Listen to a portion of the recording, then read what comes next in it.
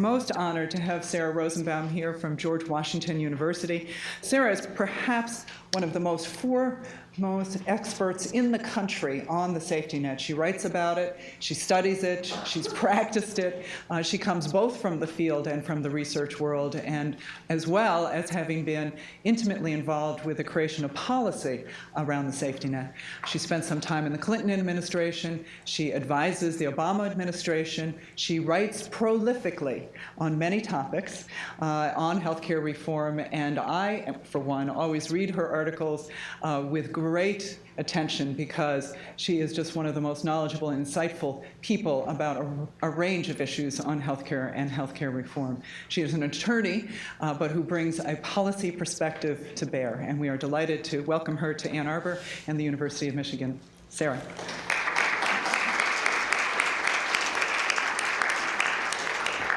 Thank you very much for that kind introduction. It's lovely to be here today. I've been to Ann Arbor a few times, and I'm always struck at what a nice community it is. Peter and I go back, I won't even say how many years we go back, almost as long as I go back with Kim Cybulski, so it's great to be able to see friends here as well. A disclaimer at the beginning of my presentation. So I am here talking about, and I looked, actually, I don't use the term community health centers. I only use the term health centers. But what you are about to see in my slides and the remarks I'm going to deliver focuses on what we call under federal law, actually community health centers, which are designated as such under the Public Health Service Act. And more commonly, you may know them as federally qualified health centers. Federally qualified health centers include federally funded community health centers, as well as entities that meet all of the requirements of the federally funded community health centers program, but do not receive a federal grant from the Public Health Service.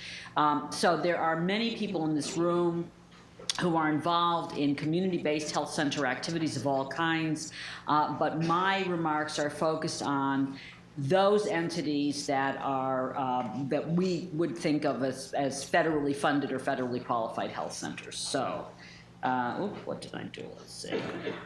Okay, so a little bit of background, I think, before I get into the meat of my remarks about the newly insured and health centers.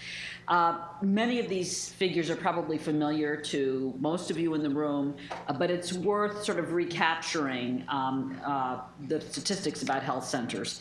A health center, of course, under federal law is a very special creature. It's a creature that has to meet a whole raft of federal requirements in order to get funding. It has to be structured and governed in a certain way. It has to offer a certain range of services. It has to discount those services for people who are unwilling to pay. And it has to be located in an area designated as medically underserved. And for those reasons, of course, and because the health centers program is governed by very comprehensive and stringent data requirements, health centers share a lot in common, although they vary tremendously when you go to a health center. It, of course, has all of the characteristics of its community and its population, but nonetheless, they share a tremendous amount in common since they're a federally administered program. And their patient characteristics are remarkably similar in certain ways. So, for example, health centers all serve virtually only low-income people. Now, that actually, we're talking about this before the session began, that can vary in certain communities. There are certain communities in which a health center may be in a community because there's a significant population that's medically underserved, as measured by high health risks and a shortage of primary care or both. But nonetheless, the community is quite eclectic, and so you can find middle-income patients at community health centers. Nonetheless, the overwhelming majority of health center patients are low-income. That is, they have family income below twice the federal poverty level, much higher than the U.S. population. Health centers also, not surprisingly, serve a population that's far more racially and ethnically diverse than the U.S. population as a whole. About 60% of the population, patient population, is white, 27, almost 28% African American. Other races make up the group, and of course, it's a heavily Hispanic program. So a third of the patients are Hispanic Latino.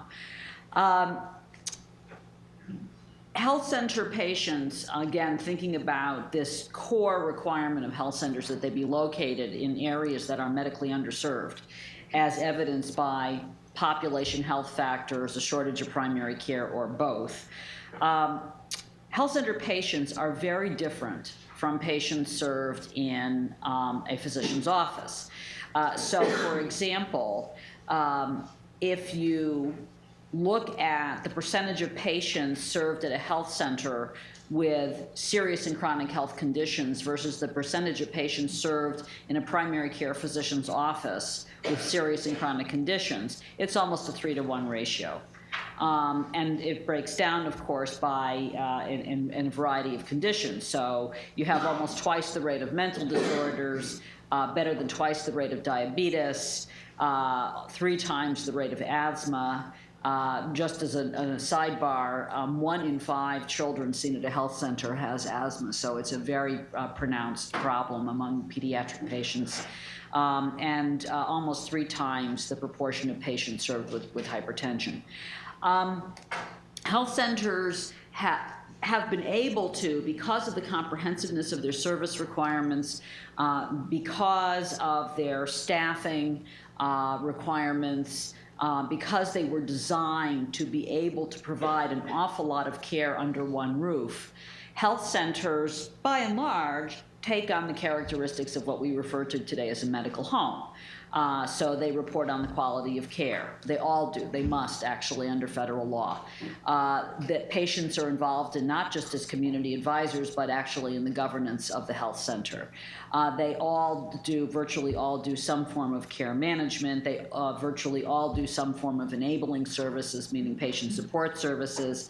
The great majority offer some level of 24-hour coverage. The great majority offer on-site at least some level of behavioral health, dental care, pharmaceutical services, and the great majority have disease registries as part of their activities for 1 or more conditions. The proportion using electronic medical records is far lower, but of course it's actually far higher than physicians in private practice. It doesn't say too much about the rate of EHR adoption penetration yet in the United States, but it's a figure that is expected to grow actually pretty rapidly now among health centers. Health centers do well on quality of care measures. The federal government now collects from health centers and reports on quality of care measures.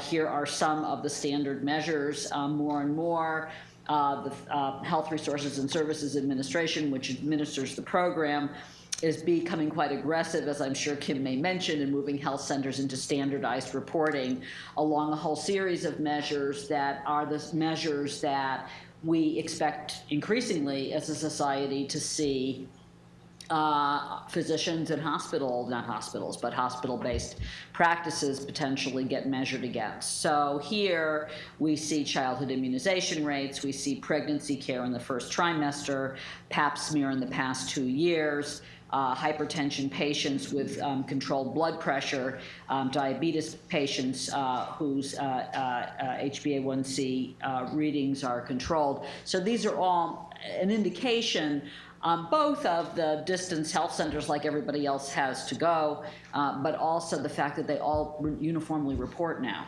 So this is a sort of an aspect of the program that I think is important. Health centers are extremely cost efficient. Now, they're, quite frankly, I think they're extremely cost efficient precisely because of their structure. These are staff model clinics. They are mini versions of an HMO. In fact, a colleague who directed a health center for decades wrote his doctoral thesis here at Michigan on the similarities between the HMO Act of 1973 and the health centers program. They bundle a group of services together. Their staff are on salary. They have to provide comprehensive services. It has to be provided under one roof. There are referral rights at health centers, but predominantly health centers provide the bulk of their core services on site. And so they operate efficiently. They also sort of operate on a budget because while health centers get a lot of third-party financing, they're driven by, the most important funding they get is their federal grant. The federal grant sort of defines the program. And the federal grant requires that you think in terms of a budget. It's a project budget. What's your budget going to be? How many people are you going to serve? So there is sort of a prospective check on the structure of a health center. And therefore, there is a great amount of attention paid on the business side of health centers to how they have to run. And so they run in an efficient fashion.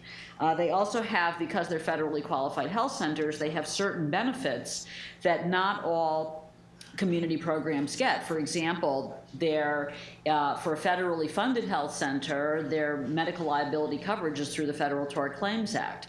They take advantage of drug pricing programs. They have other dimensions to their operations that help keep costs down. But mostly is this pressure, because of the federal grant, to operate on a project budget. And that project budget, that global budgeting requirement, has implications as to their overall costs. So over the last year, as health reform was being debated, and as the issue of a major capital investment in federally funded health centers was being debated, we undertook a series of studies that became known as Bending the Curve. And there were actually three versions of the study. We did one from the House bill, we did one for the Senate bill, and then we did one for the final legislation to try and gauge the cost effectiveness of health centers on a national scale. What we found was that because they are efficient operators, health centers today, if you look at the number of patients served, save about $24 billion annually, as against those patients receiving the same bundle of services in other practice settings. And the 10-year estimated savings that we derived were a savings of $362 billion compared again to the same bundle of services furnished in other practice settings if you grew health centers to reach an additional 30 million patients. So in other words, if you presumed, as Congress ended up doing, that it was going to literally more than double the number and the patient capacity of health centers, the offsetting value of what became an $11 billion investment was about $362 billion in our estimate over 10 years, with $148 billion in federal state Medicaid savings, precisely because they're extremely efficient service delivery models for primary care. Now, there is an issue with health centers, though, and this is something that is extremely important to bear in mind. It obviously has implications for their responsiveness to a newly insured population. And the issue, which is an issue for health centers, it's an issue for any safety net provider, quite frankly, and it turns out to be an issue for other practices as well, but not quite as bad, is the problems that health centers run into with referrals. So you can see that compared to physician's office, 72% of patients at community health centers experience problems with referrals if they're uninsured. 54% experience problems with referrals if they're Medicaid covered, which is, of course, always a little scary because so many Medicaid patients served at health centers are in managed care networks. So the question is, why do we see these big numbers if they're in networks that are supposed to have, in plans that have specialty networks? Same is true for Medicare. Interestingly, the one place where health centers do better than private physicians is privately insured patients. The health centers have an easier time getting other providers to take their referrals. Now, my theory about this, nobody really knows why. These figures are reported from the National Ambulatory Medical Care Survey, but nobody really understands the dynamic here. My theory is that it actually is bound up in the sheer volume of patients that health centers treat who are uninsured or Medicaid insured. That is, their volume is so great, the number of times they have to make referrals of uninsured or Medicaid insured patients is so great that it's likely that they and their patients are more frequently likely to run into problems. But again, nobody really knows. Where are we headed in terms of coverage? If you look at the left-hand column, you see where we are today. We have about 20% of everybody uninsured. We have about 12% of the population getting Medicaid or CHIP. We have about 11% of the population in the private non-group market. And we have nearly 3 in 5 people in employer-sponsored coverage. It always amazes me when you think about the rhetoric around employer-sponsored coverage, that is the mainstream form of coverage, and we don't even have 3 out of 5 Americans in it under 65, but there you go. With health reform, we see this mass redistribution that happens. And you can see that the uninsured is reduced by better than half. It certainly by no means disappears, very important, but it does drop. Medicaid grows by 50%. So we go from 12 to 18% of the population enrolled in Medicaid, the non-elderly population. Exchanges, of course, the new model for the individual market and presumably the small group market, but really for this slide purpose, it's the individual market, grows by, again, about 50%. The individual market is expected to sort of go away outside of the exchanges. We'll see if that happens, but by and large, it will shrink way back. And according to the Congressional Budget Office, in the employer-sponsored market remains about the same. This is, I think, a little bit misleading only because there is an ambiguity about what happens to small employers who buy through exchanges. Do we consider those people to be people in employer-sponsored plans after 2014, or do we think about them as individuals who happen to work and get a subsidy from their employers to buy coverage? I don't think we really know the answer to that yet. But for this simplistic purpose, as you can see, CBO assumes that the number of people with employer-sponsored coverage, whatever that means, meaning that there's an employer who contributes to their coverage, remains about the same. The reform law, the Affordable Care Act, also, of course, grows the health centers program, and it grows it quite deliberately to start dealing with what is perceived as this enormous primary care shortage in the United States, and particularly in medically underserved communities. And so over a 5-year period, there is about an $11 billion investment in operations, in capital expansion, and an accompanying investment in the National Health Service Corps, which often staffs health centers. And the number of patients served as a result of this investment engine, coupled with the new Medicaid revenues, will climb as well. Here are the patients by insurance type. You can see what they are today. Today, the uninsured are 38% of health centers. It is expected to drop, but notice not by anything like what it will drop by in, say, private physicians' offices. In a study we did in Massachusetts, we found that after reform, the number of uninsured patients dropped at health centers, but nothing like what you would see in a private physician's office, nor should it have, because health centers receive their federal funds precisely to see uninsured patients. And so the numbers remain quite elevated. Medicaid, of course, grows from 36 to 44%. Private insurance, notice, is expected to actually drop a little bit.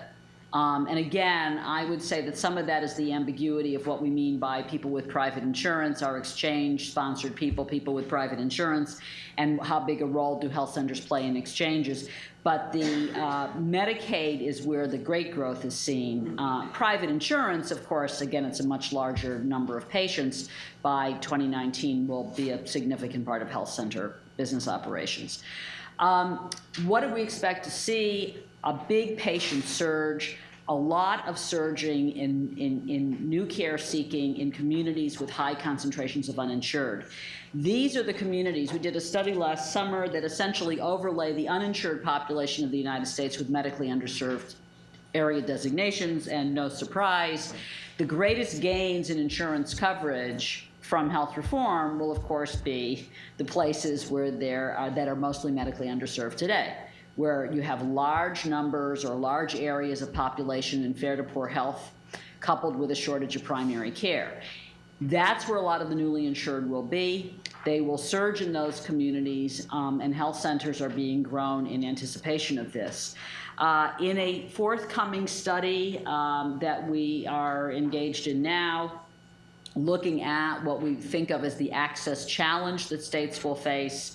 The access challenge is a rather simple measure as far as we're concerned. It's the Medicaid numerical expansions as they're estimated compared to just simply primary care capacity. So not the more elegant medical underservice measure, but the primary care capacity measure. They're developed as a tool for projecting primary care growth. We see that Michigan will rank 19th out of 51 jurisdictions. So you are expected to have a major access challenge here. A lot of need for primary care growth, a lot of growth in the number of Medicaid patients because of your poverty, and a need for expansion. Health centers obviously will be the biggest single source of primary health care in a 50 million person expanded world, and then probably the most single important source of care for the uninsured, just again because they'll be growing so in size to a group of 50 million. The patient characteristics of the newly insured, they're sort of hyperbolic. A lot of young adults, singles with parents, simply people who are just lower income workers and their families excluded from Medicaid because of categorical exclusions or financial eligibility considerations, but also a lot of older adults with a heavier burden of chronic illness and disease who are too young for Medicare, are low income, and have been uninsured. A lot of mental illness, a lot of physical illness. We also, I think it's worth noting as an aside, expect a big surge in Medicare, Medicaid duals, as the number of providers and communities who are willing to see dually enrolled populations also begins to shrink. This has been a growing population for years at health centers. And of course, nobody is going to have the pediatric adolescent medicine and OBGYN patient population go away. So whereas health centers have had a long history around families with young children, what we think is going to happen is they're really going to have to grow capacity in older, seriously burdened adults with multiple chronic conditions who now are being managed as uninsured patients often, but who are going to be insured. And health centers are going to have to respond to that. And it's a very different business model from the model of caring for people who are uninsured. Health centers in the new world, we think that a lot of their time will be spent on navigation links to eligibility and enrollment. They will be major participants in qualified health plans, and certainly just as they are in Medicaid managed care plans serving underserved communities.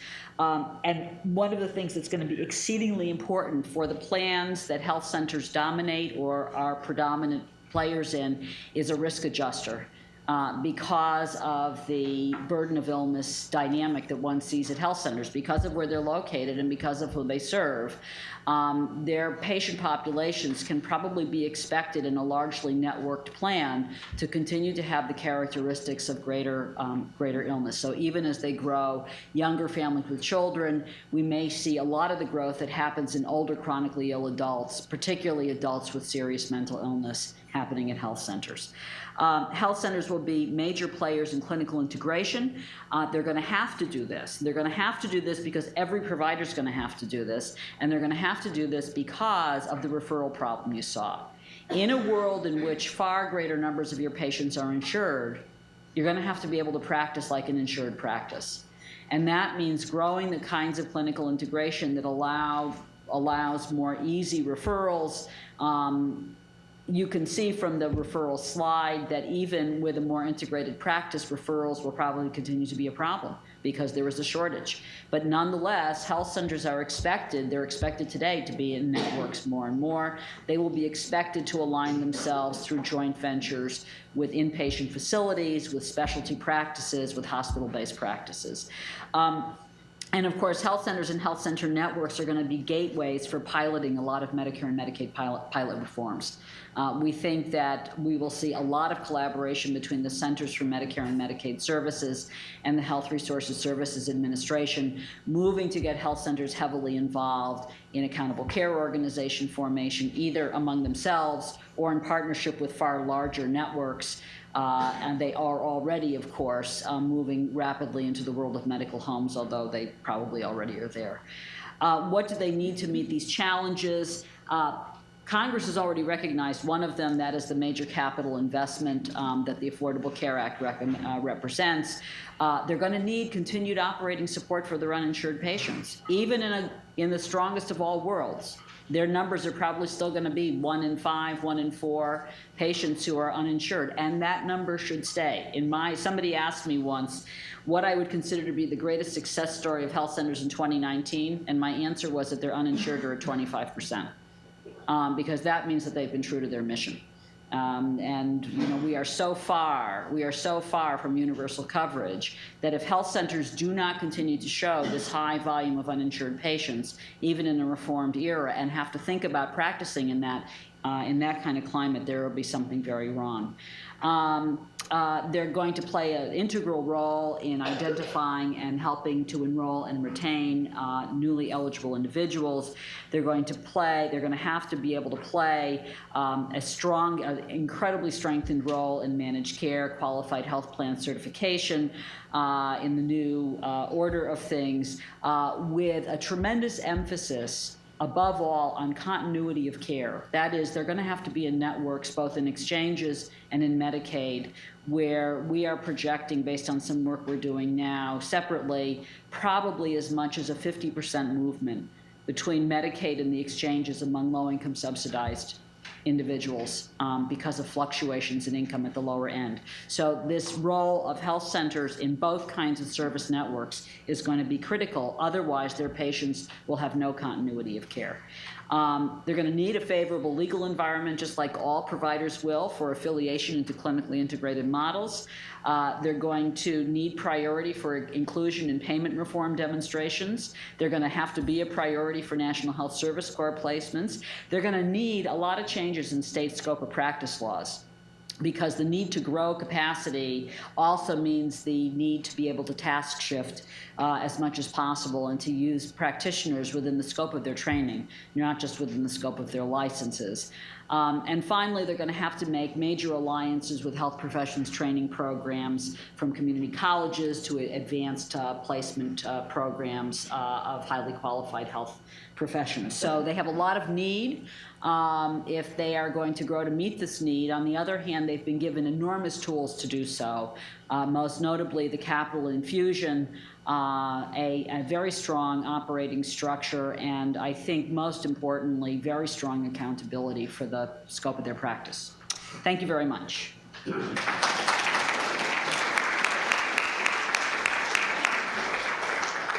Thank you very much, Sarah. I think you can see why we wanted to have Sarah do the kickoff, because she really has that breadth of perspective about what it is we can see in the future, especially for the federally qualified health centers. We are delighted to have with us today as well Peter Jacobson, who is a professor here at the University of Michigan School of Public Health, another attorney. Peter, Sarah, Mark Hall, and I actually did a somewhat similar presentation at Academy Health in Boston, and I said, so is it only attorneys who really focus on these safety net providers? They're all attorneys on this panel, and they all seem to have a passion around this topic, and it's great because, as Sarah said, the health centers all need good legal environments and good legal advocates, so we're delighted that these attorneys are here helping us.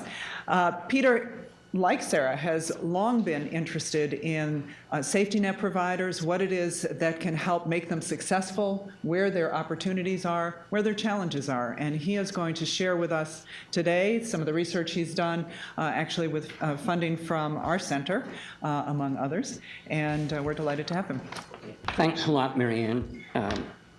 Let me first thank the study participants, the people who took their time to help us identify clinics, and then the people at the clinics who were generous with their time in answering our questions. Also to Marianne and Chart for not just the funding, but the support throughout the entire project.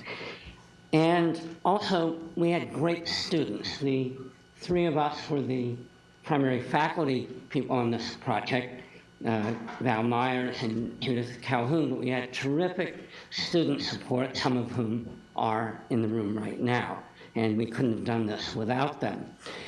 I think it works out very well to follow Sarah, and I do want to take the opportunity to echo what Marianne said, that Sarah is truly one of the most perceptive health law, public health law policy commentators, and I think you've seen why we feel that way. We have some interesting convergence in our views, but I think some perhaps more interesting divergence, and that's probably what you're going to hear more of from me. So this is a study of organizational and operational efficiencies in Michigan's healthcare safety net. So if Sarah presented the macro view, I'll be talking about the micro view in a series of interviews that we conducted looking at both operational efficiencies and organizational models. Because of time constraints, I will really only be talking about the operational efficiencies, though I'll, in passing this time, mention some of what we found on the organizational side, and happy to address any questions you have about that later on. We started this project before the Accountable Care Act was even discussed, and certainly before it was enacted, so that the nature of the questions that we asked aren't directly related to health reform as such, but certainly I think are important within the context of the Affordable Care Act. In particular, what the Affordable Care Act does is to invest heavily, that is exclusively, in FQHCs, to the exclusion of free clinics and other models. And it's an important contextual piece of this in sort of putting Sarah's and my comments together that we can talk about, and perhaps the panel will want to comment on. So ours is a qualitative study where we conducted a series of interviews asking first a general question about what are the components of an efficient clinic. And then we asked about the strengths and challenges. We asked about the strategies for improving efficiencies. And then we talked about the model. How are you organized? Patient-centered medical home, urgent care, referral model, triage. What's the basic organizational structure?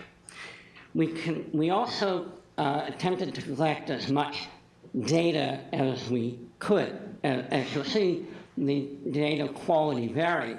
We also attempted to obtain data from HRSA, and we got back a very heavily redacted report that the students are trying to push through at this point. We're not getting we were unable to get the clarity of information from HRSA that Sarah outlined before.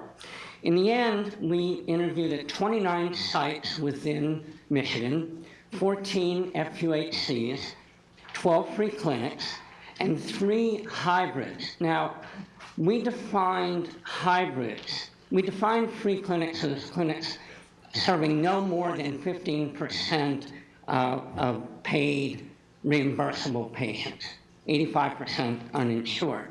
We defined hybrids as those clinics that would take insurance, Medicaid, and any other form of payment, but also have a mission to serve uninsured patients. We did not define a percentage for the hybrids. And as it turns out, we wanted to interview at more hybrids, but we're unable to do so within the constraints of the project. We interviewed, as you can see, clinic directors, executive directors, medical directors, receptionists, and other. I have no idea what other stands for. But we did interview others. We did not interview patients for lots of reasons. There are some really potentially interesting follow-up studies to that. We wanted the view of receptionists because you often get a very different perspective from someone who's out in the waiting room scheduling, working with patients. And in fact, those interviews had real depth, I think, to the project. So with regard to the first question, a fairly general one, what do you think the components of an efficient clinic are? And people talked about staff. A lot of responses around people, and you'll see that in a second. But more specifically, talked about leadership, which will also play a significant role in our results. Transparency, open communications, setting clear expectations. Training of a staff, that reliability and dedication. And in fact, to presage one of the results, we heard from several people who were still using paper records who argued that they were still being very efficient because they took ownership of the referral process. As Sarah noted, referrals are a major problem throughout the safety net. It's not just FQHCs. But people were saying if you take ownership, if you're dedicated, you can facilitate the referral process. Second is the vision aligned throughout the clinic. Do people buy into it? Is there resistance to some aspects of it? If there's resistance, you're not likely to be particularly efficient. What are the partnerships? Who are the collaborators? What we found, by the way, is, for the most part, collaboration is an efficiency, but there are some inefficiencies about it as well. A lot of attention to process. And we'll see that in a minute or so, with appointment scheduling, patient flow, and establishing and following policies as the key indicators. Sarah talked about quality of care. Our results are a little less robust on quality of care in terms of measurement. Not arguing, don't misconstrue, not making any statements about quality. It's simply that our study wasn't designed as a quality of care study. That would really require a separate methodology and probably a different principal investigator. But we'll leave that to Mary Ann for a follow-up. So we tried to define the efficiency domains. And what we did was, after getting the general viewpoint of what makes an efficient clinic, we then handed the respondents a sheet listing administrative efficiencies, clinical efficiencies, and enabling efficiencies. And so we've now collapsed that for this presentation and our report into 3 domains of administrative efficiencies: people, processes, and technology. And with each of the domains, there is a set of environmental modifiers. And what's important, I think, about the environmental modifiers, and it gets to an important point that Sarah made, physical space. and structure are very important in this process in terms of being efficient. And part of the inefficiency is capacity constraint. And that comes up fairly often. And in terms of at least referrals, the linkage to the broader health system is, I think, overall an inefficiency. So the second domain is clinical efficiency. Again, we really don't do much with quality. What we tried to understand was whether they had efficient processes in place for case management, for referrals, and for the free clinics, at least, for managing volunteers. And in continuity of care is the second aspect of it, looking at coordination of services and referral networks. Finally, enabling services. There, we talked about non-medical care services, transportation, translation, support, community outreach, education, these kinds of things. I actually think these are very important, and though I'm going to talk mostly about administrative efficiencies, let's keep in mind how important these are moving forward with whatever number of patients are served in clinics, particularly the uninsured population, for health literacy, and how we educate them, how we help people navigate throughout the health system. Very difficult even for those who are insured, let alone those who face insurance and other barriers to healthcare. If there's a summary of the findings, and I'm going to actually spend more time on implications later on, we found that measurement, actual measurement, is limited. Now, here's probably the most important divergence from the micro study that we conducted and Sarah's overview and analysis of cost efficiencies. We didn't find the numbers of people using robust measurement to be all that significant. It's not that the clinics aren't measuring, it's how robust are those measurements. The data are clearly there, at least for the FQHCs and for the most part the hybrids, much less so for the free clinics. It's what are the clinics doing with it? What are the measurements? How are they showing efficiencies and cost savings? Finally, one of the interesting findings is that efficiencies and inefficiencies share the same vocabulary. That is, as you'll see in the next slide, what's efficient for one clinic is inefficient for another.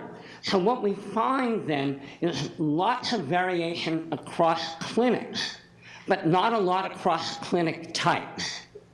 So we can't make distinctions by saying, well, FQHCs are efficient along these dimensions, free clinics efficient along these dimensions. Rather, it varies from clinic to clinic. That may well be a function of leadership. That may be where the key variable here is individual clinic leadership, regardless of clinic type. So here's the chart that one of the students put together, which I really like.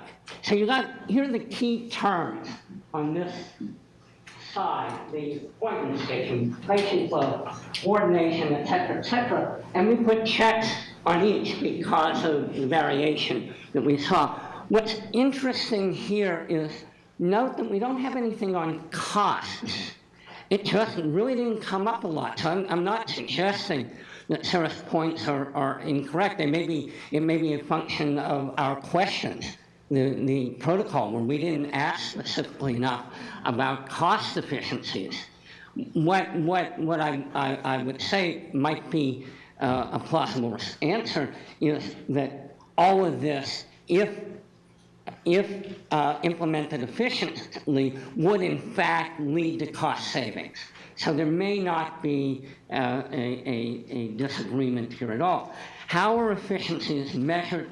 Well, this gets me interesting because we're still working our way through the data. We're about 90% of the way through analyzing them, and we see differences from my presentation at Academy Health, and even from 3 weeks ago. So it's not that there's no measurement. There is measurement. What we're not finding is systematic measurement around key indicators. And that I think is the conclusion that we are coming to, although there's still some disagreement among the members of the research team. There won't be by the end of the report. There is an end to this, right? Yeah. Okay. So you've got benchmarking, you've got length of visits, you've got measurements on an array of indicators. But there's a lot of informal measurement. So it can be as specific as, let's say, I think I have it somewhere in here, volume productivity, time-related, patient wait time, appointment length, clinical quality, HRSA requirements, Joint Commission requirements, patient satisfaction, as vague as, well, we measured the basics.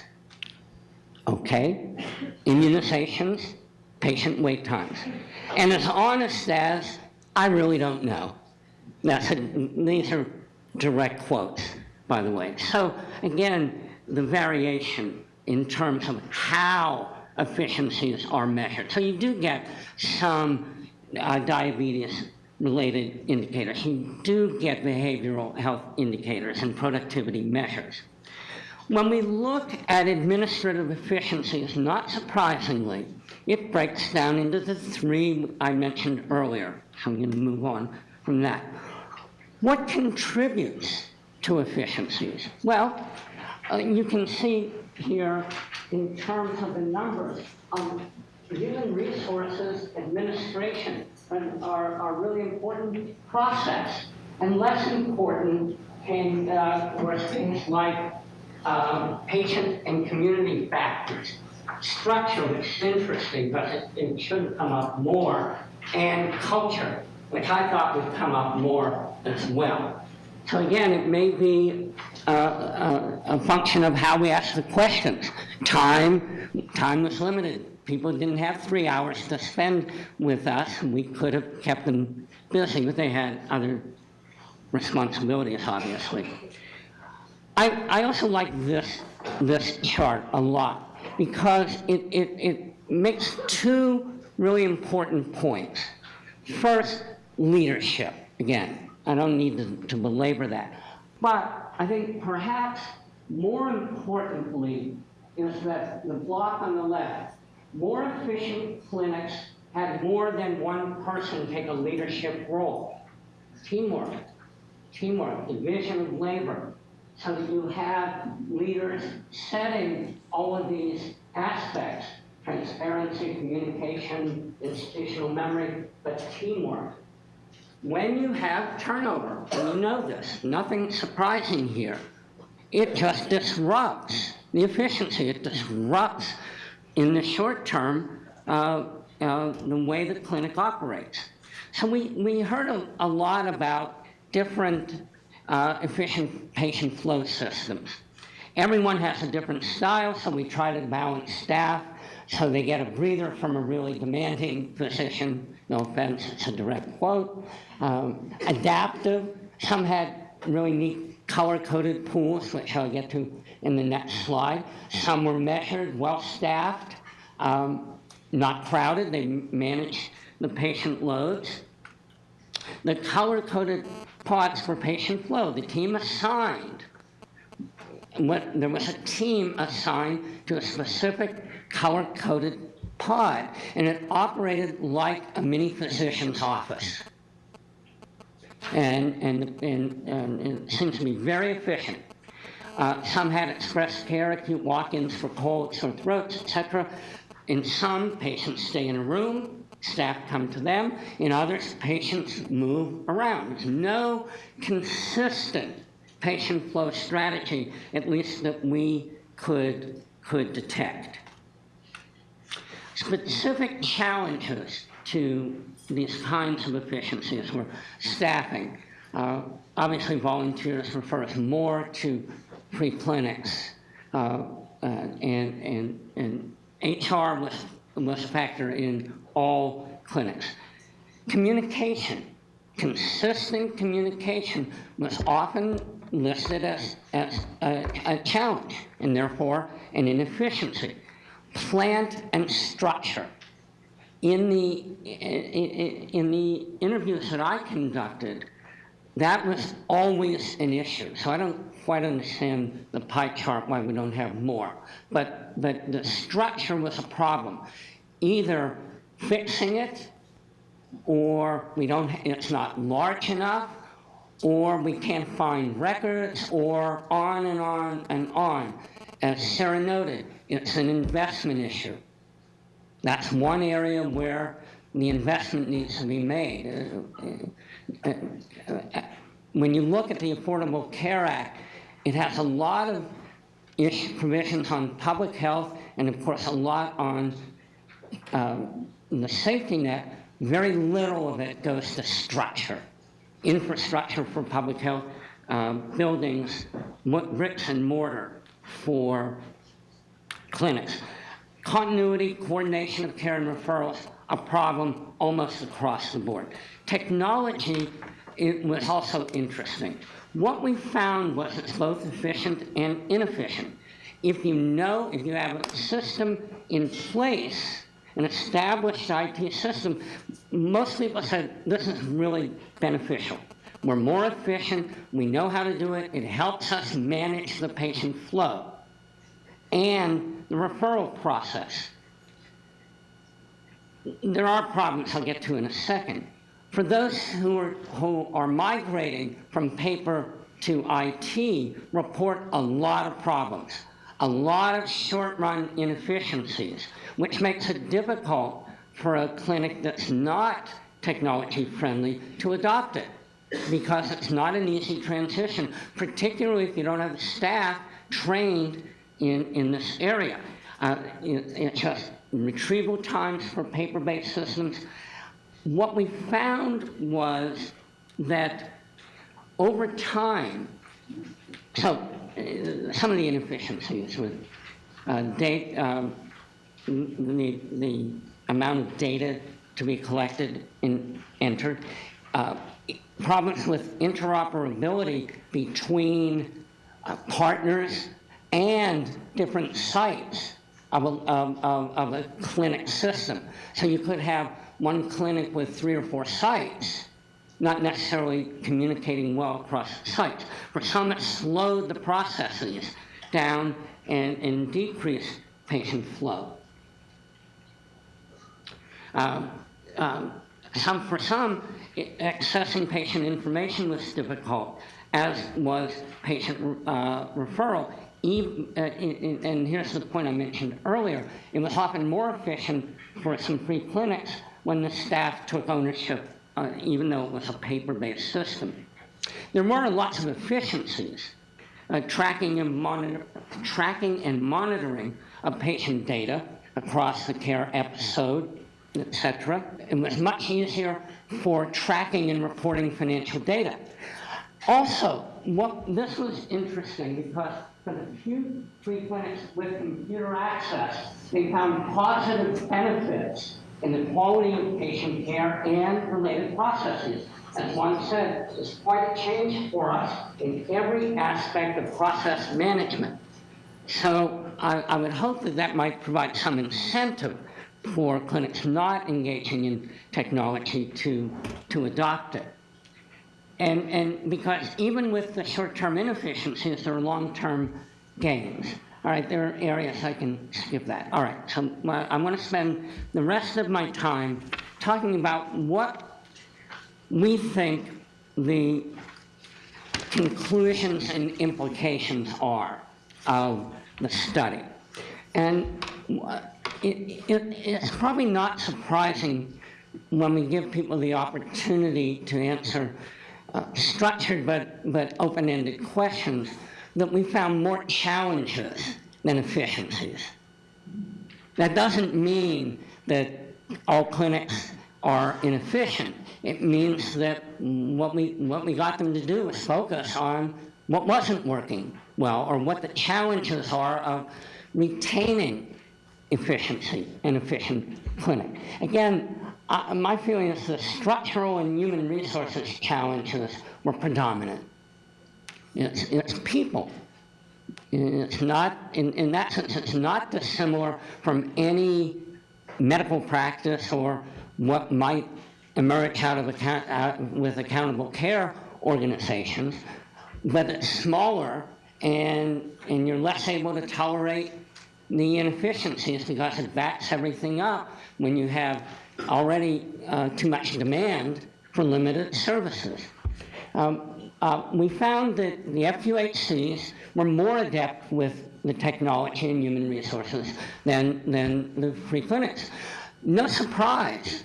The money, there's more money, the requirements for technology, they do look much more like medical homes, although I'll come back to that in a second. And again, we found substantial variation in efficiencies. That's probably the biggest frustration of the study overall, which is that it's hard to point to very precise areas where everyone agrees that doing things differently will change and make you more efficient. So I think we'll have something to say that will be useful to all clinics. But it won't be quite as robust as I had hoped. We do find a lack of sharing best practices as a problem, and that's something that can be improved across clinics. We didn't find that any clear organizational model is the best one, but I must say that given that the amount of money in the Affordable Care Act going to FQHCs will clearly make that the dominant model. But for a lot of reasons, that's not going to be the only model. And what I think I'm coming to is that maybe we should be encouraging free clinics to migrate to hybrid models, where you retain a substantial percentage of uninsured patients, but you take insurance, Medicaid, other forms of payment. It's a simple survival strategy.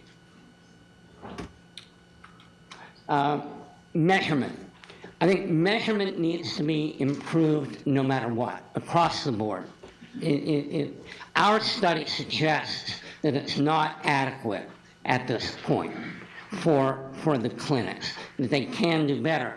Here's where perhaps academics can play a role in developing metrics that ought to be measured and providing techniques that clinics can use to measure. Again, a similar problem in public health with measuring the value of public health services, where the right data aren't being collected, and we don't have staff necessarily in public health departments who can use the available metrics. Highly committed leaders drive the change, is what we found. So it's worth investing in leadership development, in the leadership team.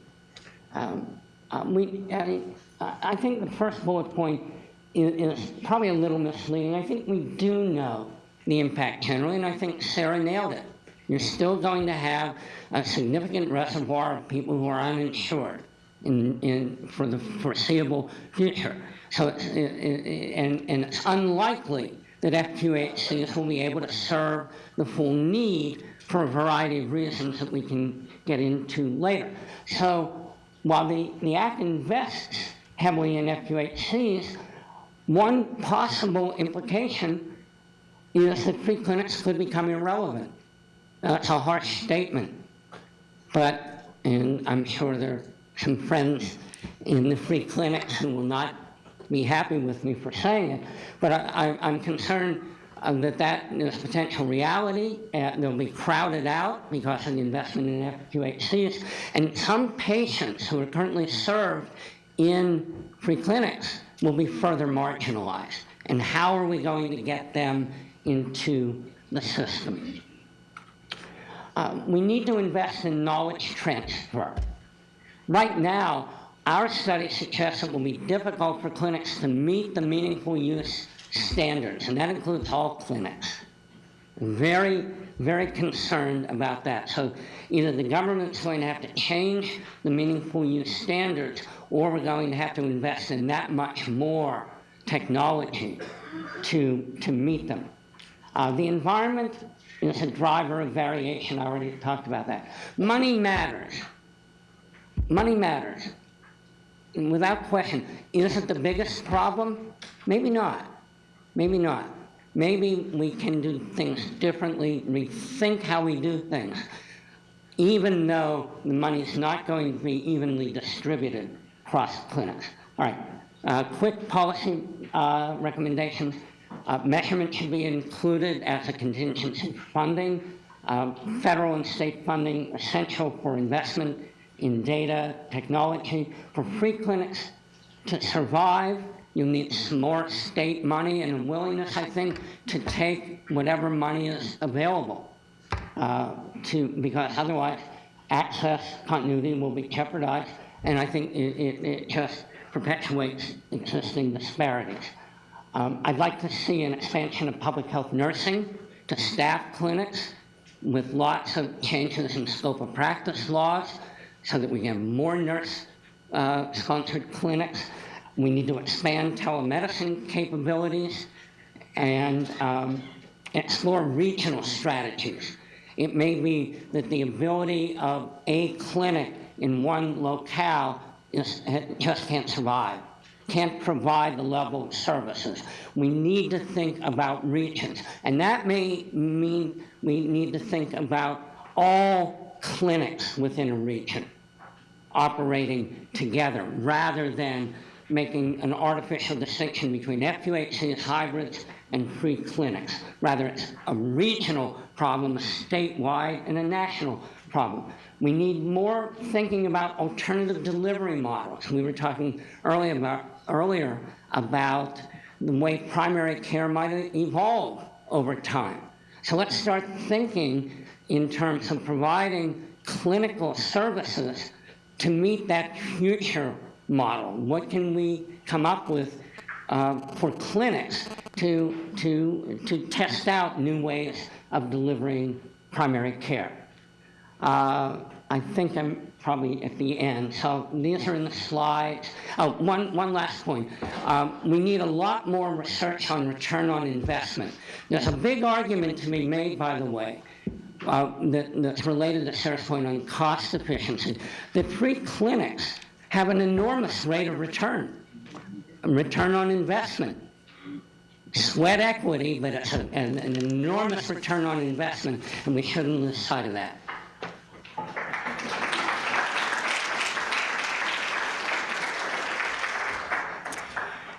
Thank you, Peter. So I told you that this would not be without controversy, and we really are appreciative of Peter for really raising some of those provocative questions that we think we need to examine for the future. And because Peter was a little bit worried about his friends in the audience from the free clinic world, I would just say not to shoot the messenger. He's really trying to help us think through what the future could look like, and I think it's going to be an interesting discussion in the dialogue. So our third speaker, I told you we had two attorneys, and we'll have another on our panel. I was going to say we have our token physician, but actually we have two physicians because David Sherrill will be speaking on the panel as well. But Brent Williams is a physician here at the University of Michigan. He's also has a master's in public health from Harvard. And here he is responsible for the populations that we're talking about today, the uninsured, the low-income populations, both for the educational, for the teaching mission of the university, and also for much of the clinical practice. He's been involved in the county health plan in Washtenaw County, and is so really familiar with the kinds of issues we've been talking about on the ground, and we're delighted to have Brent here. Thank you, Marianne. It's a pleasure to be here. I was pleased to get an invitation to come and think out loud with you about some of the things that are going on at the ground level, especially in a forum like this where we have to start thinking together about the next world, which is uncertain at best but promising. for sure. So among my hats, one central one is medical director of the Complex Care Management Program here. We'll talk more a little bit about what we do, but I want to be sure you know for the, I was going to say cocktail hour. For the reception, Donna Fox is a nurse administrative manager of the Complex Care Management Program. Think about her as you choose who you want to interact with. Wealth of knowledge. I saw Diana Arnold, who's a care manager at the Delanis Shelter for homeless persons. She's a clinical care manager. And Robert Kraft was here and may come back, he's coming back. So these are folks who work at the homeless shelter, for which I have the privilege to be the medical director of our clinic there as well. Seek them out. They are fonts of wisdom. As a little bit of context here, we in the Ann Arbor, Ypsilanti area are in a kind of FQHC free zone. So, yeah, and it's important to put our experience in the context of FQHCs throughout the country, but it may help illuminate areas we're not alone, where FQHCs don't have a dominant front and center presence. We do have a strong presence for public mental health here, though. We've been very benefited by a strong leadership in the public mental health system. Our local version is called Community Support and Treatment Services, CSTS. We've partnered with them fairly heavily, and they have a lot of involvement in the community. We also have a county insurance program, Washtenaw Health Plan, which has been an important partner, as well as the county itself.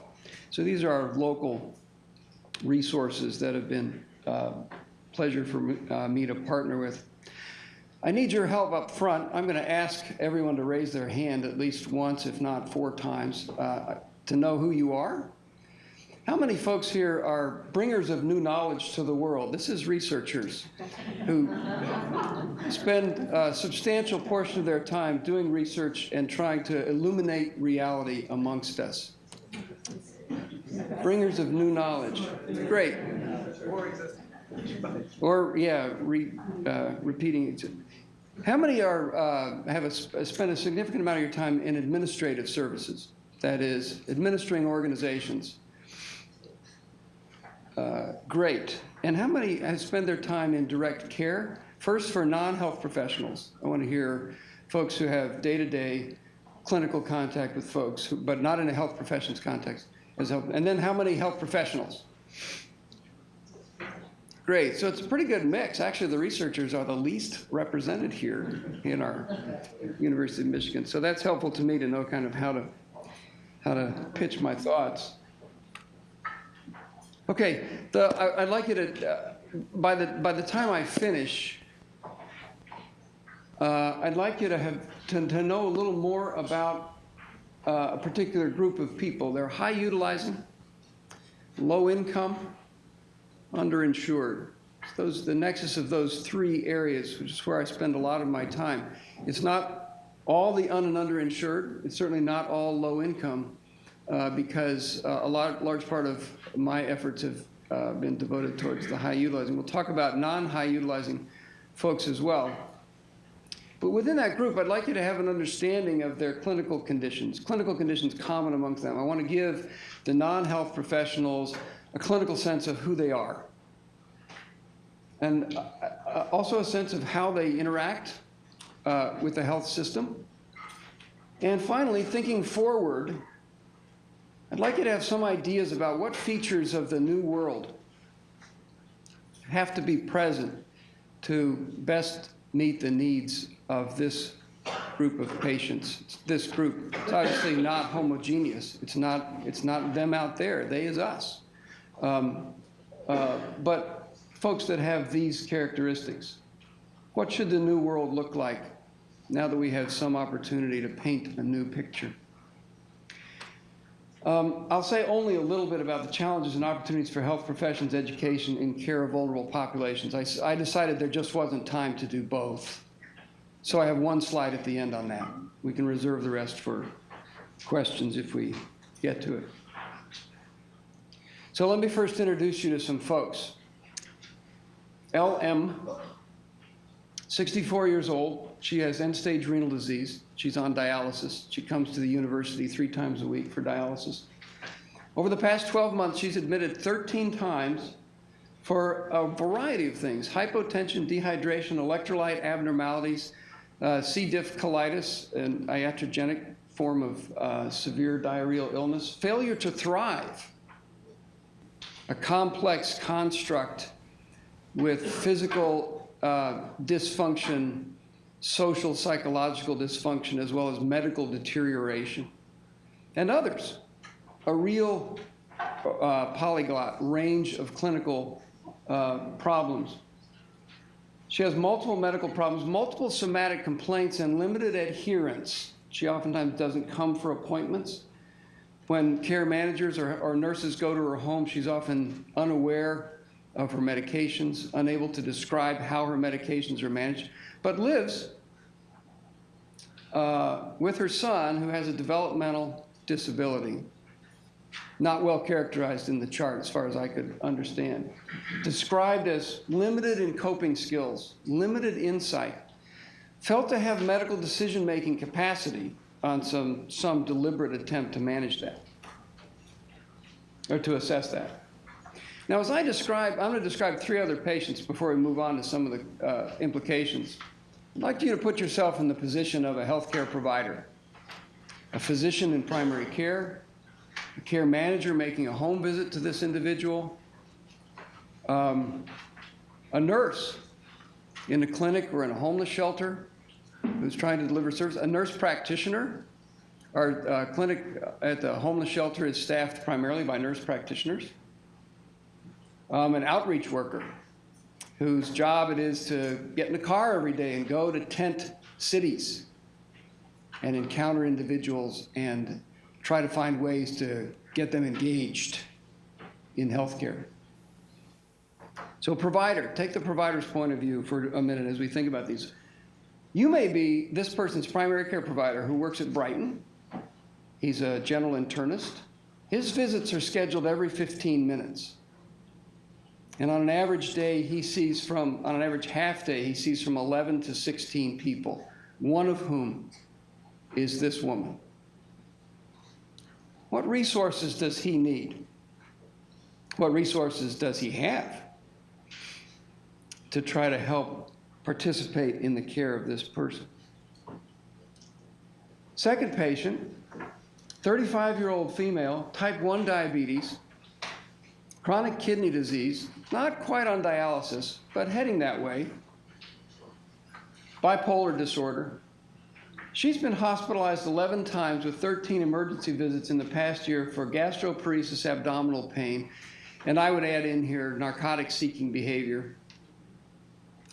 Notice the high ratio of ER visits to hospital stays, right? So that's an indication that whenever she comes into the ER, it's very, very difficult for the ER staff to find a safe way to return her home. She gets admitted. Her income is Social Security. She's on medical disability. She has very limited social support, basically one sister who has a very love-hate relationship with her and is frankly fairly burned out. The patient herself is frequently uncooperative, demanding, non-adherent, leaves the hospital against medical advice frequently. Now, I'm her PCP. So I can tell you she's stormed out of my office on more than one occasion, madder than you can imagine at me, with lots of downstream implications of that behavior as well. Now, my visits are scheduled 30 minutes apart because I'm an academic and I have a little bit of flex in my schedule in my practice. But by and large, she's been cared for in our residence clinic. And so when she comes now, and just recently I took over kind of primary, because it really wasn't working with the residents being her primary caretakers. But so I've typically, the last few weeks, we've seen her every 2 weeks for the last 6 or 8 weeks. And in my residence clinic, I'm staffing. I've got backed up lines of residents waiting to staff. And I walk in the room, and I'm 45 minutes before I walk out. That's even with her legal guardian and or her public mental health care manager in the office with me and her. Next patient, there's only 4 of these, but I wanted to give you a kind of a smattering. Now, this person is not a high utilizer, but I put him in here because he illustrates some folks that maybe ought to be high utilizers, right? They're out of the system for inappropriate reasons. So he's 45. He had a motor vehicle accident in 1985, suffered a crush injury to his left foot, is in chronic pain, and he now has recurrent DVTs and pulmonary emboli, life-threatening condition, treated with chronic anticoagulation, Coumadin. Coumadin requires that you come in regularly for your blood checks, and you have a phone, and you can respond to our recommendations for adjusting your medication. He's homeless, hard enough to find him on a good day, but he's a binge drinker. I love this guy. You talk to him, he's friendly, articulate, always sober, well-dressed when he comes to his appointments, but he recurrently drops out of contact. I've sat with him, I said, Mr. S., you have a cell phone? We gave him a cell phone, right? At one point, got him to sell minutes, the special minutes that you can get. And I said, promise me you're gonna hold this with you. Do you have a charger? Do you have electricity? He said, yeah, I got all that, got all that. No problem, doc. I can't tell you the number of times. Then on that Friday afternoon, I get a call from our anticoagulation clinic. He came in to get his blood drawn, but his anticoagulation is flamingly out of control, like serious risk of bleeding. Can't get him, right? Phone doesn't work. So that's happened to me maybe a dozen times over the last year. However, he's not been hospitalized, and he has rare outpatient visits because he oftentimes doesn't come. Not because there's not somebody trying to go find him and bring him in. So what am I supposed to do with him, right? So here the question with him has to do with what do we do with the Coumadin? He's got a life-threatening condition indicating Coumadin therapy. Much less how do we care for him in a broader sense. All right, the last patient for your thoughts. This is a 52-year-old male with alcohol dependence, polysubstance abuse, including cocaine and heroin, alcohol-induced psychotic disorder with hallucinations, who is homeless. And over the past year, he's had 12 university emergency visits, no admissions, 1 St. Joseph hospital admission, all of them related to alcohol withdrawal. He basically pops out of the system, goes back to the streets, binge drinks, gets into physical trouble from intoxicated behavior, gets brought into an emergency room where he basically dries out. At any one moment, I'm told there's 5 to 6 folks in our ER and 5 to 6 folks in the St. Joe's ER who are simply there to dry out. And then they go back to the streets for the most part. He also has had 14 jail sentences. All right, where do we want to go? I want to think clinically about these folks. Now, we at the Complex Care Management Center have come to a way of understanding the enormous heterogeneity of patients who are, we've called them complex. We use the word complex in a specific definition, which is, if you take the 7 domains that we have listed up here, major psychiatric disorders, behavioral disorders, substance abuse disorders, multiple and severe medical conditions, limited social support, limited resources like housing, transportation, electricity, food, and limited functional capacity. Those are actually 7 separate axes. You can be impaired in any one, but not necessarily the others. And by and large, the uniform characteristic of our patients, of our complex patients, is that they have a major impairment, major hit in at least 2, more often 3 of those domains. So the major domains, major psychiatric disorder puts us cheek by jowl with the public mental health system. In many ways, it works quite well. In many ways, it's quite dysfunctional even to this day in our system. There are still huge firewalls, in part driven by the public mental health code, and partly driven by culture. Behavioral disorders. Behavioral disorders are a really pretty common theme. I really think they underlie the vast majority of patients that we find most challenging. What do I mean by behavioral disorder? I mean personality disorders. I mean the tendency for an individual to split, to not show up for appointments, to, by deliberation, appear in different parts of the system. Substance abuse disorders. we in the United States, as a function of our great dedication to treating unmanaged pain, have brought upon ourselves a separate, very difficult, very epidemic proportion problem, which relates to narcotic seeking among patients with labels around chronic pain. Big subject, don't need to go into that, but it's huge and it's hugely important. Substance abuse services, as well as narcotic seeking behavior around emergency room arrivals, are an important and dominant theme. Multiple and severe medical conditions, limited social support, housing. Let me go down to functional capacity. So functional capacity is almost any cause. In our older, frailer patients, that has primarily from cognitive impairment. But medical frailty leads to physical inability to manage daily lives, as well as just functional mechanisms. That is the ability to manage information, responsibly plan your day. Lots and lots. When we did a pilot study here looking at patients who were discharged from our hospital to homelessness with ongoing medical needs and nowhere to go to have those medical needs, whether it's wound care. One of the themes that surprised me was that a tremendous number of those folks, a percentage of those folks, actually have not only medical needs like wound care change needs, but functional needs. They're not able to do basic activities of daily living like eating, bathing, dressing, grooming. They're so debilitated. Now, where do you go to find services for that for at least a temporary period? So functional capacity is its own independent measure. So 3 patterns I'd like to point out that are kind of uniform a large number of these patients. First, multiple sourcing of care. Now, I keep going back and forth between this issue of multiple sources of care, fragmentation of care, and ACOs. All right, so what is an accountable care organization that we'd like to create? What opportunities are there to address this huge fragmentation of care, both across the public mental health and medical health worlds, and then across systems, hospital systems, and then in the inpatient to outpatient arenas, all of those domains. There's an enormous problem with fragmentation that potentially there's an opportunity under the ACO model. Second, patient behavior can drive the system. It means it matters the incentives that patients see for healthcare related behavior matter. What kind of incentives should that be? What kind of structure should there be? What kind of options should patients have or maybe not have in terms of an environment in which they can receive optimal, coordinated care?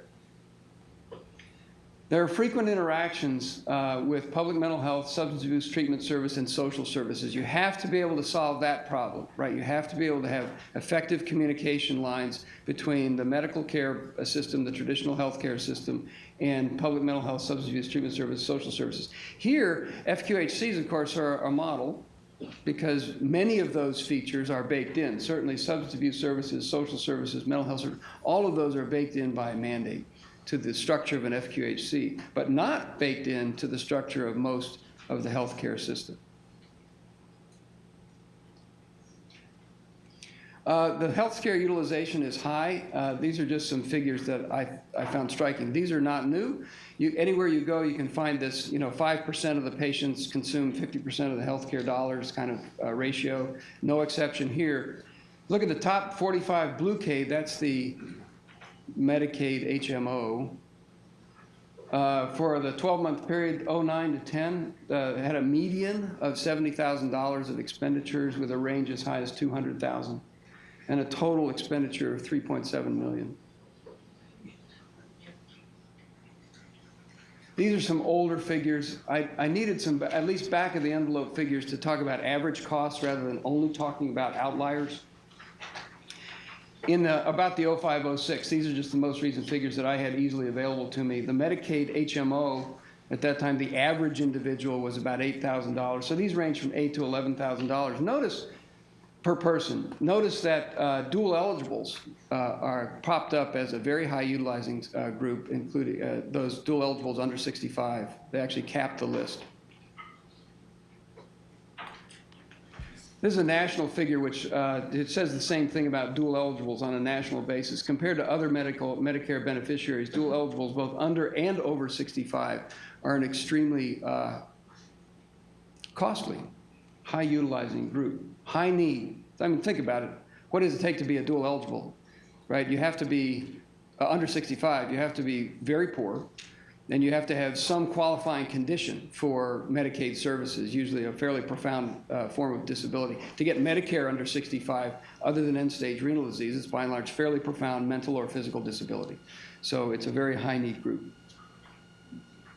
I want to throw one last patient at you to let you know, this is, again, I begin thinking about not only dwelling on outliers. Here's a non-outlier.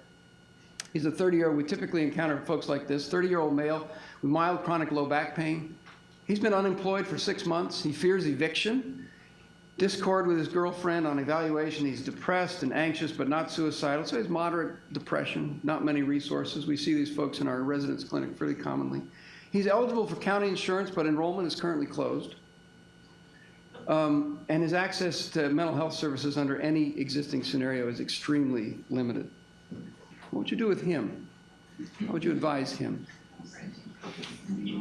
What's that? Yeah, there's a familiar ring. So, thinking about the mean now for a minute rather than just the outliers, the gaps in services that are most prevalent from my point of view have to do with mental health services for moderately ill folks. The severely and persistently mentally ill, by definition, have some access to mental health services, limited though it is. It's not perfect, but there is some through the public mental health service. But for moderately mentally ill patients, there's nothing who have limited insurance. It's a real clinical issue on a daily basis. Medications, lots of help came through with the $4 plans through the big box stores. No question that's made a difference on the ground. But still, medication access remains an important daily struggle. And then interestingly, at least in our area, dental services. They just keep coming up. Everywhere you go, it's dentistry. The world would pay somewhere. There's got to be somebody who's willing to pay for the dental services that are part and parcel. So as we think now I just want to challenge in the last 5 minutes, I want to challenge our thoughts towards the next world. Now what happens as we experience a tornado or power outage? As we look towards the world under the PCMH, the Patient-Centered Medical Home, and the Accountable Care Organization, wherever the politics may head us, there is an opportunity to think openly about this. So what are the strengths and limitations of primary care practice in its current form from caring for complex patients? What evidence best guides our health system designed to care for complex patients? In primary care for complex patients, the dominant features include time-limited visits, limited assessment capabilities, right? Assessing patients like the ones we've talked about here is a complex, high-order skill. It requires knowledge and skills in behavioral assessment, psychiatric assessment, substance abuse assessment, as well as lots and lots of medical assessment and social service assessment. It's difficult to find somebody who does all those well. It takes a team. Also, limited intervention capacities, right? There's care direction, coordination, resource, referral management, and behavioral management planning.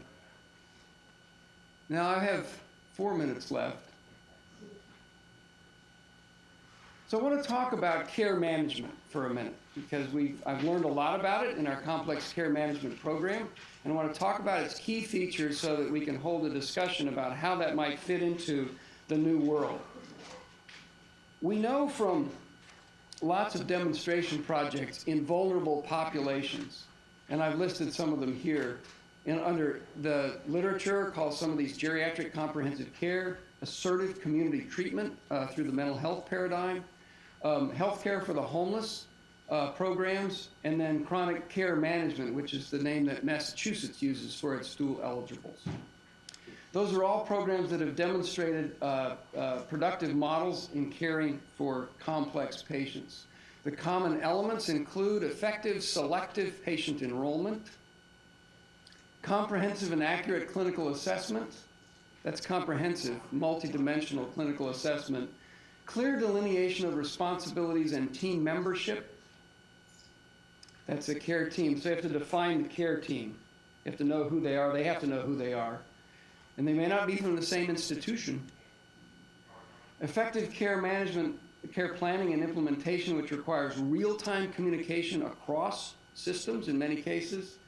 Recognition, mutual recognition of team members, so there may be a care manager at St. Joseph Mercy Hospital who needs to be in communication with the care manager at the Delanus Shelter. Completely different institutional organizations on completely different information systems.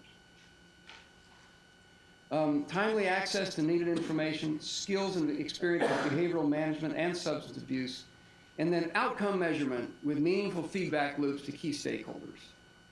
Those, in my view, are the essential elements of a successful complex care program. At the center of it is in every model that I'm familiar with, care management. That is the presence of a care manager who both helps guide and coordinate care. So this is the complex care management program. We sit as an independent organizational unit within the University of Michigan, whose job it is to try to tie as many places together as possible in the care of individual patients. So we connect heavily to the hospital and emergency room by getting daily discharge reports from every patient discharged under our care, largely low-income, uninsured or minimally insured patients, including Medicaid. And we work with the PCPs and their office staff and their nursing staff to try to collaborate with the PCPs to create a care management plan.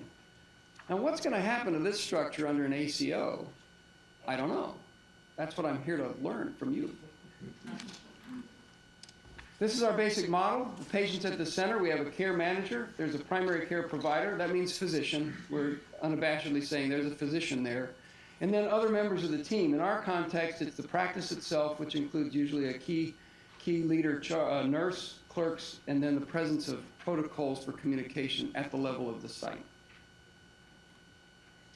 Last question. I have 60 seconds left. Perfect.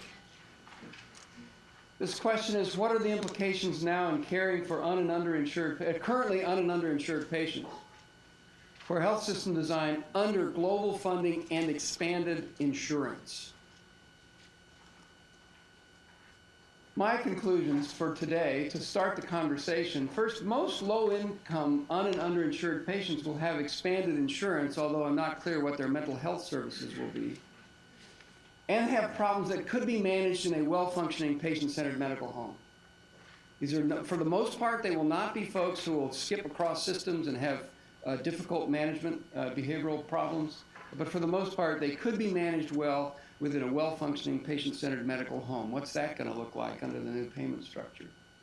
We've learned a lot about the opportunities in FQHCs for that. However, for a significant minority of very expensive patients, key challenges will not necessarily be addressed in any of the formulations that I've seen around the ACO or PCMH. How well will these new formulations address the tendency for the current fragmentation across systems, uncooperative patients, and barriers among medical, mental health, substance abuse, and I should add social services? How will we address those problems which lie at the heart of the challenges in caring for the folks we've labeled here complex patients? Thank you.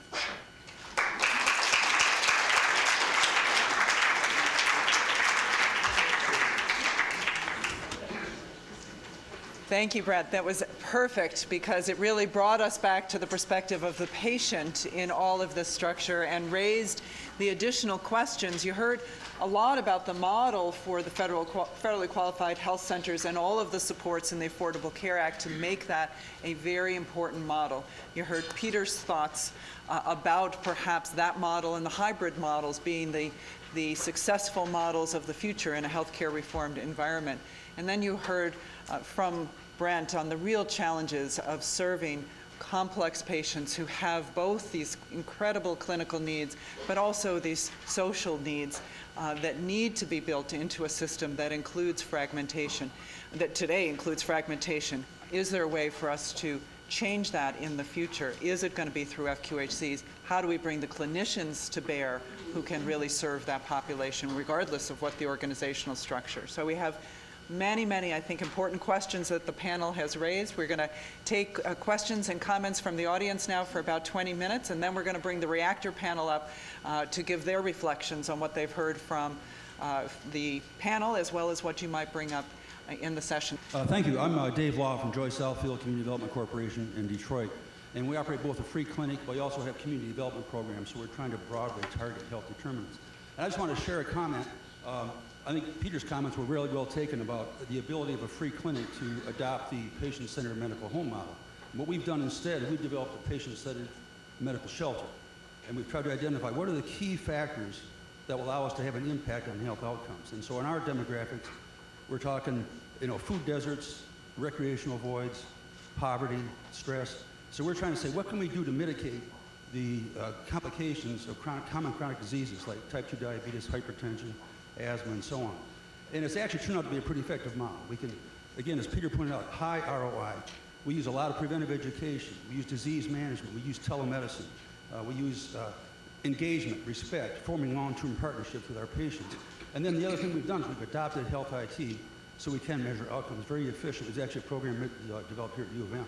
So you can really get these low-cost, high-quality interventions. They're not going to deal with all the challenges that are out there, but they're a good stopgap, and we can. And then by doing referrals and collaborations, we can deal with some of those other issues as well. But it's a pretty good model. I'll be happy to talk to people later on about it. That's great. All right, thank you. Brenda, I have a question for you in your in how you describe the uninsured. I'm trying to understand what your vision or your image of the uninsured are. In 17,000 visits at the clinic in Kalamazoo, the uninsured aren't, in my experience, don't fit sort of, some do, but a small portion of them do, fit into the category of the complex care clients. There are certainly some, but the vast majority of the uninsured that we have seen are people who are really quite capable of caring for themselves, respond to persistent and continuous reinforcement, health education, and information, and have moved out of a free clinic into a medical home as it has become available and providers have been hired. So I think there's always, in 17 years, I think that there's always a place for somebody to say, wait a minute. The uninsured are not necessarily the same population that come to the door who have the kind of complex, difficult scenarios that you've shared. Obviously, these clients remind me of downtown Chicago, Press St. Luke's, across from Cook County, day after day after day. But that is not the same population that many of us in free clinics have been caring for and engaging. So I don't know how to, I'm not asking a question, I'm just saying, I think you need to think about that a little bit. Maybe in your experience, in your specific area of complex care, I understand that you're seeing difficult clients. The uninsured, in my experience, have not been difficult clients for the most part. Let me be clear. I apologize for not being clear enough. Okay. The majority of I used the word outlier, if you'll recall. So the majority of my comments were about outliers. That first slide about high utilizing, Right. low income, under and uninsured patients. It's a minority of patients. You're absolutely right, and let me be sure, I'm worried that your misconception of what I was saying is widespread, because it would be a tragedy.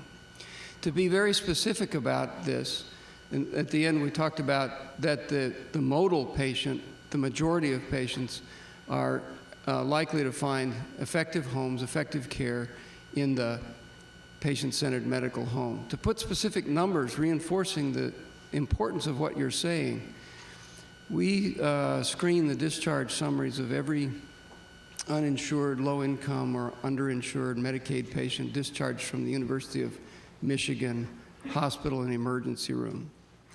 About 80% of those are doing fine. About 15% of those require short-term support to get transitioned back into the services. These folks comprise 1 to 5% of the patients that are discharged. But big dollars. Exactly. Big dollars. Which means, and I brought them to the table here, not only because they're complex, but because of the big dollars. They will play an important role and attract the attention of administrators and designers of the system. Well, there's just no question that primary homes managing level 1 and 2 depression is key. Absolutely key. If a primary care doc can manage the level 1 and 2 depression, it's huge. It's just huge. Right. And repetitions worked really well.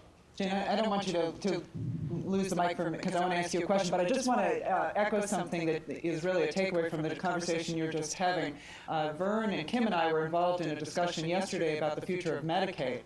And the Medicaid HMOs in the state were totally focused on this population that Brent talked about and wanted to have a solution for this population. Fix them all. For the same reason you just said, they're the money, and they're so challenging to deal with, but they don't represent the majority, and I think No, you're right. and the uninsured have gotten such a Yeah. bad rap. Yeah. You know, bless their pea-picking hearts. They're Yeah. just trying to get up and out. And the ones that want to and can are moving out. That's And right. So how to support that, as well as doing the constant repetitive over and over and over and over. But it does make a difference. So before you give the microphone back to Patrice, could you, since you just really made a very major decision in Kalamazoo, can you just say a word about what you've done in your community that speaks to the future and why you did it and what the changes? Well, I think we have found, again, our model is very different. We have not attempted to be a primary care medical home for the 17,000 non-duplicated individuals we've seen over the last 15 years.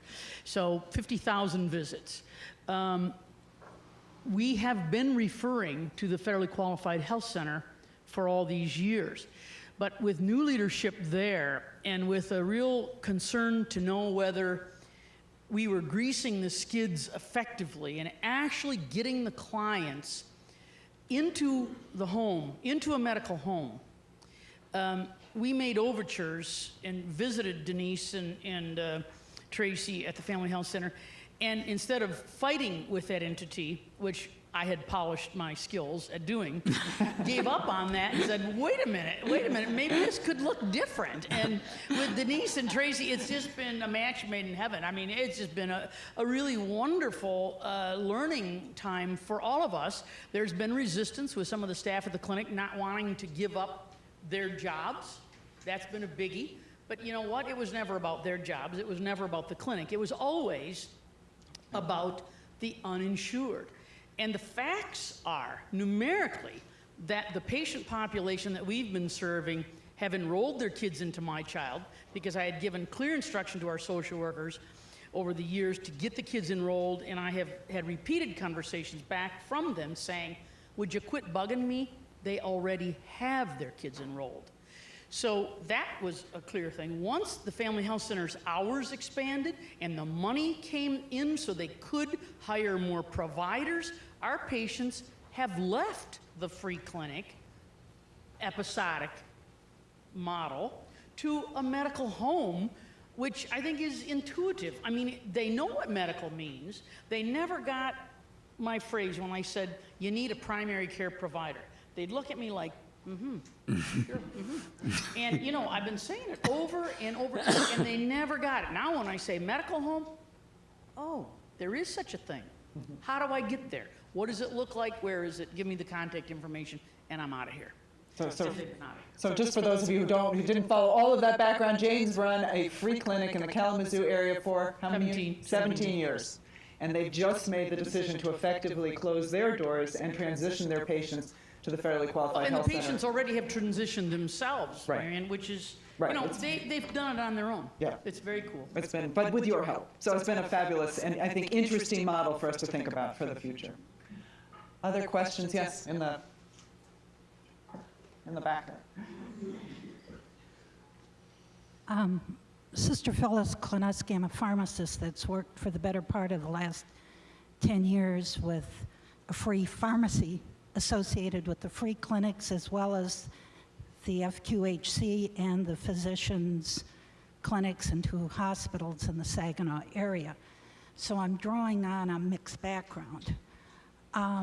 There are a couple of observations as well as questions.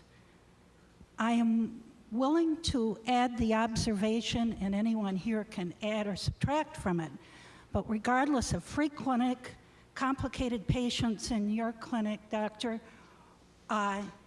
HQFCs, one of the key concerns is medication for probably 98, if not 99% of the people being treated, whether acute or chronic.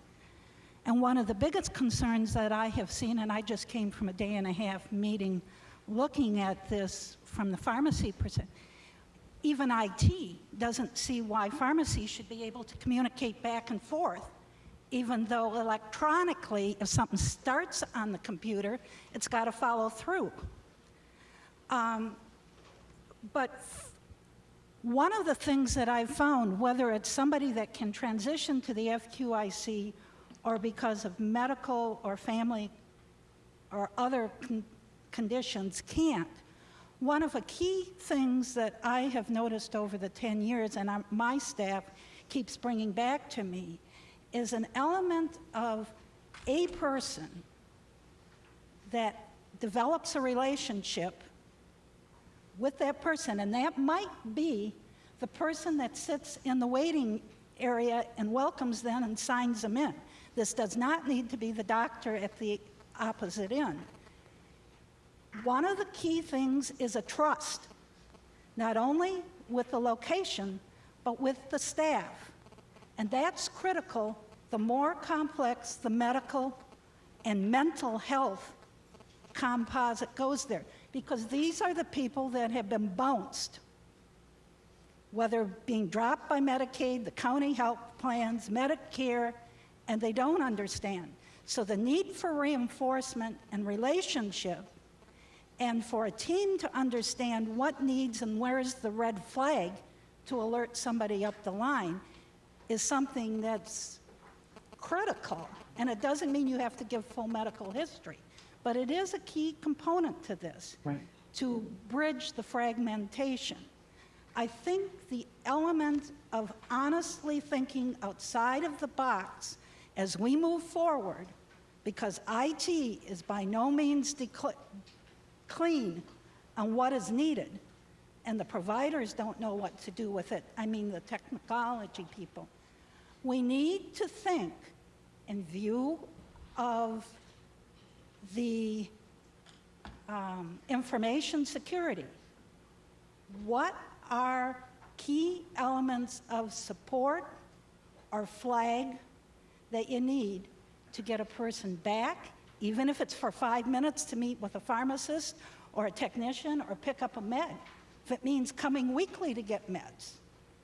What is the point of a trigger that can go on a computer screen, not violate your confidentiality, but give that person a support? But further, how many of us ask at some place along the line, the patient or their caregiver, what would help you buy in? Is it the phone call? Is it coming more frequently to get something? Is it just something to help me remember? What is it that you need to buy into this and Great. contribute to it? That's great. Thank you. And I think actually, Peter, you did sort of run across some of that same sentiment in your interviews. A couple quick points. We did, and the project team has talked a lot about that function of leadership culture and the interpersonal relations. That was a fairly consistent theme that has an effect on efficiencies and ultimately patient satisfaction. I would say that there was a lot of skepticism, not just among free clinics, but other clinic types about being a patient home, a patient-centered medical home, regardless of the clinic type. Some were more cynical than others, saying, well, this is what we've been doing all the time, so we'll just call ourselves a patient-centered medical home. But I think we run the risk of worrying about labels and not the core of why we need a safety net and what we want the safety net to do. Great, thank you. Okay, I am going to add, oh, we have one more? Okay, one more, and then we'll switch up the reactor panel and the, this panel. Thank you. Hi, Jametta Lilly, the project director for the Wayne Children's Healthcare Access Program. We are a pilot initiative to adapt a model wherein we will work in partnership with community-based programs, PCPs, et cetera, to increase children's health outcomes as well as have a return on an investment. A question, and I was very intrigued and pleased to hear the conversation about fragmentation of services. Because we all know, whether that's intra or inter, our systems don't talk to each other, but our units within those systems don't talk to each other as well, and we know what the outcome of that has been.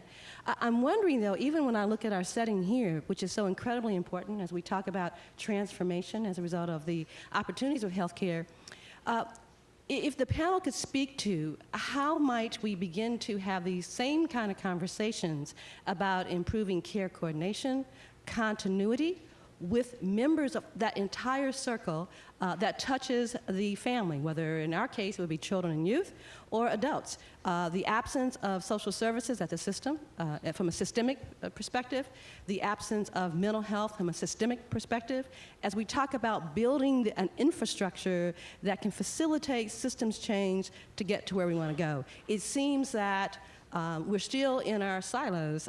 Health is talking about this new transformation. But we need to make sure that we are linking that to the changes that are occurring in education. How do we bring along our folks in social services, et cetera?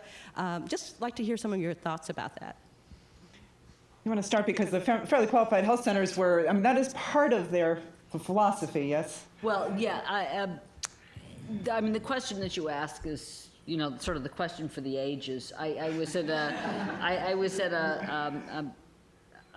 in a discussion with somebody a number of weeks ago now who runs a very interesting project in Camden, New Jersey called the Camden Project. And through a remarkable effort to secure hospital discharge data,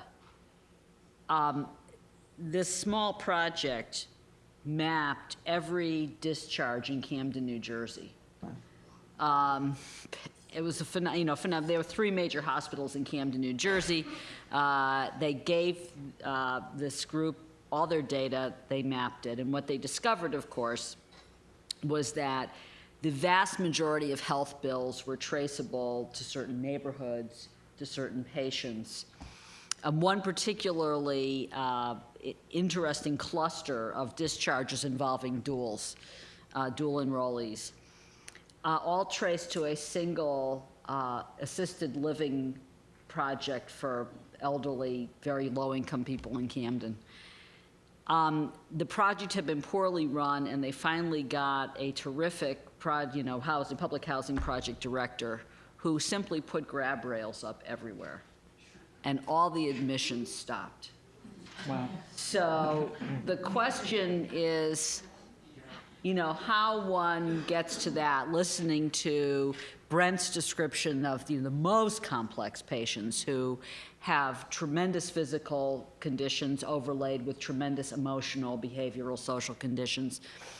And yet at the same time, even for the sickest patients, I think the lesson from this is that it's often relatively modest adjustments in life that may make the biggest difference. And I think that one of the great hopes out of the Affordable Care Act, it's going to be a long time coming, but nonetheless you can sort of see this clumsy trajectory that the law contains, to try and get public health resources working much better with community health care resources, whether they're primary care resources or the sort of advanced care resources, Why don't all public health agencies have geomapping? Why don't all hospitals give all of their discharge data, their emergency department and their hospital discharge data to public health agencies so that they can do micro mapping to start tackling, one diagnosis at a time, these kinds of problems. For children,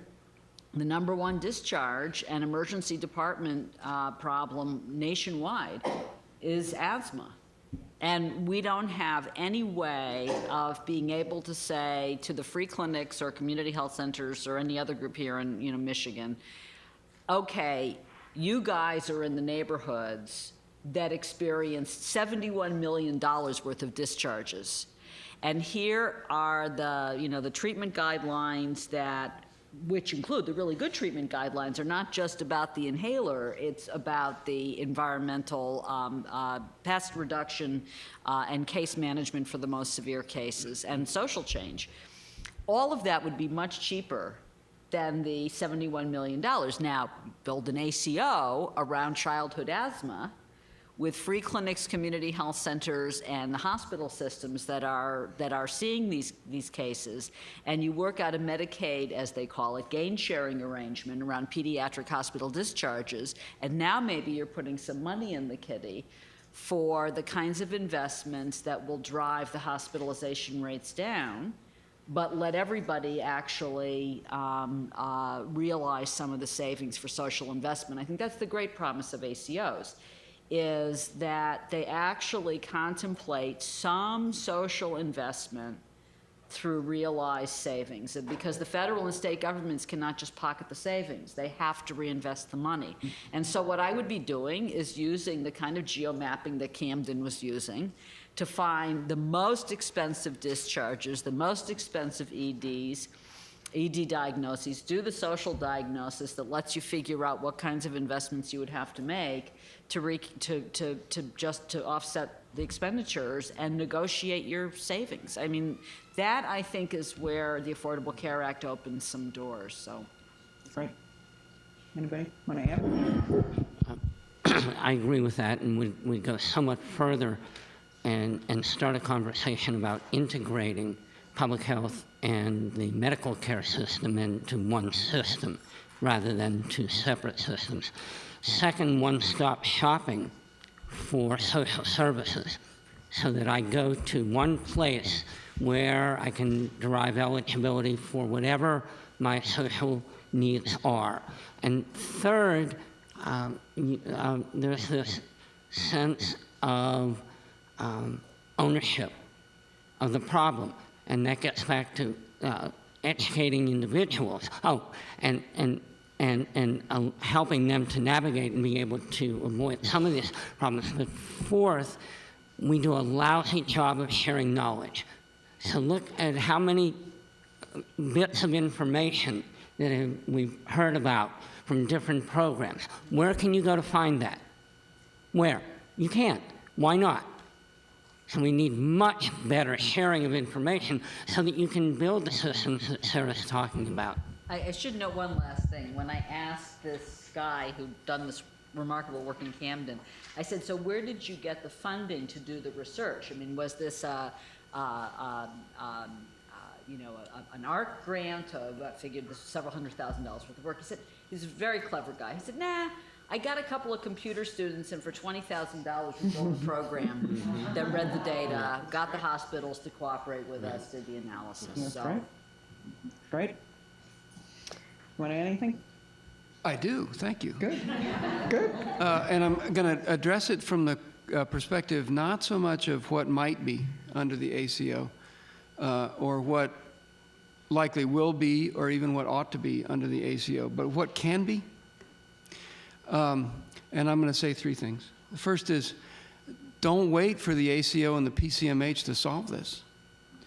The world is, regardless of what happens through midterm elections and what we see on the far side, the world is going to remain balkanized in some important fundamental ways.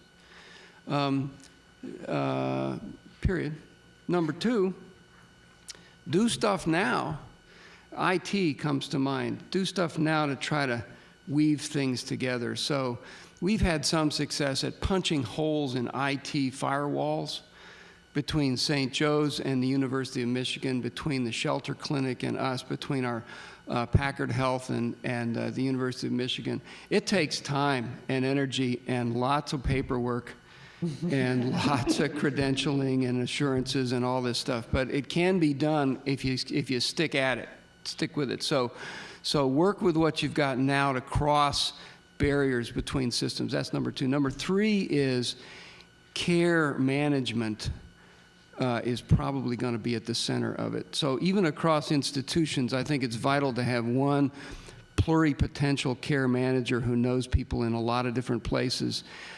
We've had, I think, a lot of success with our care managers getting on the phone. We have cross-institutional meetings twice monthly to get people knowing each other face to face. And so a care manager can talk to somebody at another institution and because they know them by name. They know what their services are. They come regularly around to us and tell us what the range of social services is. But within this care management thing, my personal mantra is that there needs to be just one. Right? There really needs to be someone with ownership of the patient. Partnership with the patient is a better phrase with it. And not, because one of the problems is you have a care manager at community mental health, you have a care manager at the hospital, you have a care manager at the shelter, you have a care manager. None of them takes prime responsibility for coordinating the overall care of those patients. You can do that with a little community consensus building around the mechanics of how that works. Great.